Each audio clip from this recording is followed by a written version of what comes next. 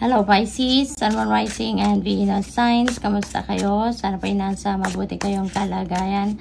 Welcome back po sa Star Tarot. Kung bago kayo dito, welcome din kayo. Thank you sa inyong support.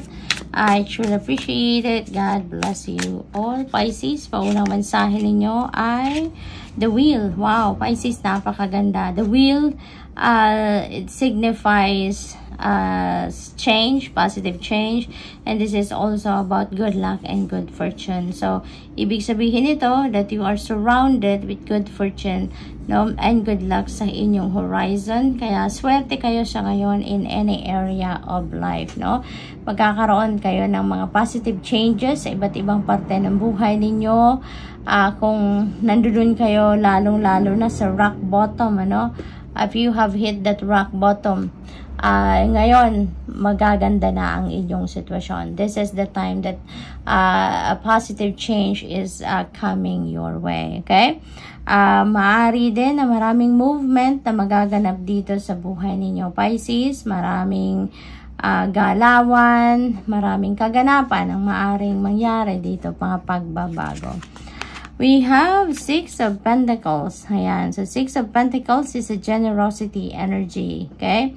Maaaring sa ngayon, merong nangangailangan sa inyo ng tulong, nangangailangan ng pera, nangangailangan ng advice, at yan ay makakamit ninyo. Kung ano yung kailangan ninyo, yan ay makukuha ninyo. Your needs will be met, no, Pisces. At saka, probably ang iba din sa inyo, kayo yung magbibigay naman, kayo yung tutulong, kayo yung magpo-provide ng assistance sa iba. So, posibleng ganun din ang ganap dyan for some of you.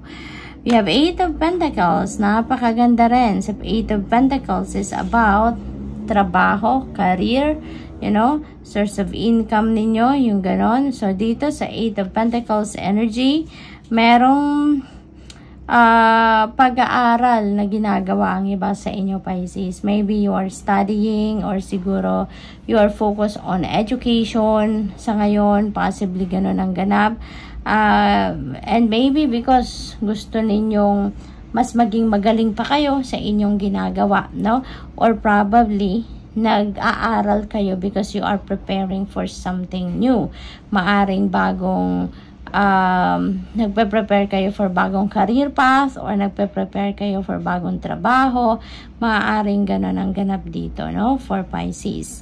There could be financial reward dito na makukuha kayo. Maaaring yung perang dadating sa inyo dito, if that's what you need, maybe that will be coming from trabaho ninyo. Baka yan ay bonus ninyo, baka matagal na kayong hindi sumasahod, at baka yan ay mabigay na sa inyo sa ngayon.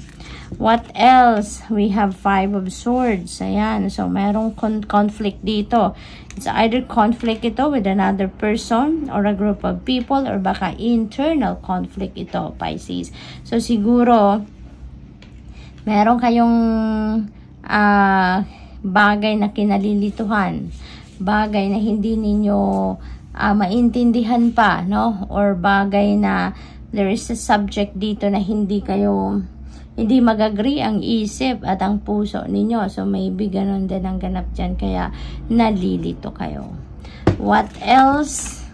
We have Six of Wands. Napakaganda. So nakita ko lang din ang Six of Pentacles.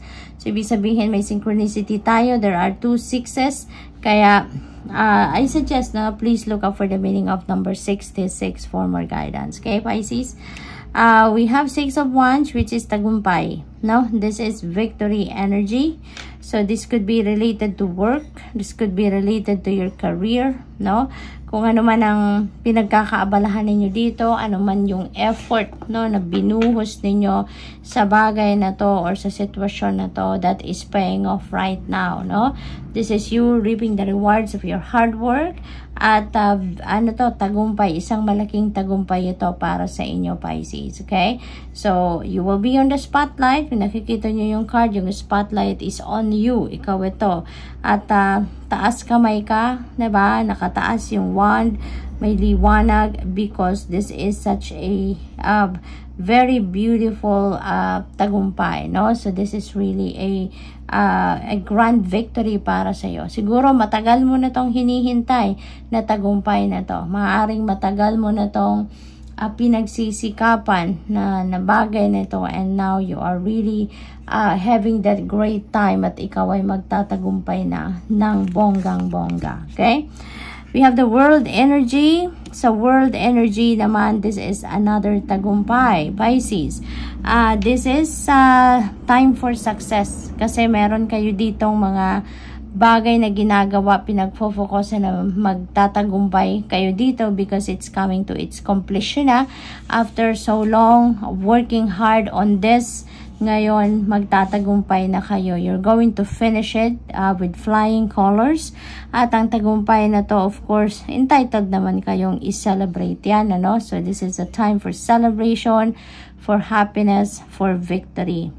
At saka yung tagumpay na to is opening up new doors para sa iyo. There will be more opportunities and possibilities coming your way. At ito naman mula, no, yung sisimulan ninyong bago. Because some things are coming to an end dito kasi matatapos mo na nga, graduate ka na kumbaga sa ginagawa mong yon, at ngayon you're about to start something new.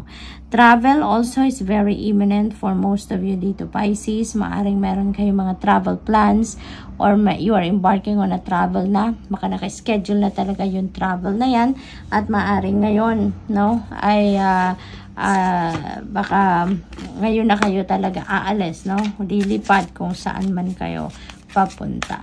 So, final message ni Pisces is angel number 222. You're in alignment sa ngayon. You're in alignment with your purpose, in alignment with your destiny. No, whatever the case may be, you are building connections sa ngayon. Maaaring, friendly connections, love connection, family, no? Depende sa inyong sitwasyon. But there are relationships, no, that you will be nurturing sa ngayon. There are relationships that you are going to build at this time. Sabi dito, how do you move forward toward your life's true calling? Do what makes you happy. Yan naman talagang mahalaga. Kasi when you are happy with what you are doing, when you have a passion to what you are doing, mas mabilis ang tagumpay at mas mabilis ninyong ma-manifest kung ano man ang gusto ninyong ma-manifest, no? So sabi dito then, your enthusiasm is what keeps you going. Follow your interest if it's picked by something. Following these routes will help you discover your life's purpose. So good luck. Thank you for watching. Love and light. Namaste.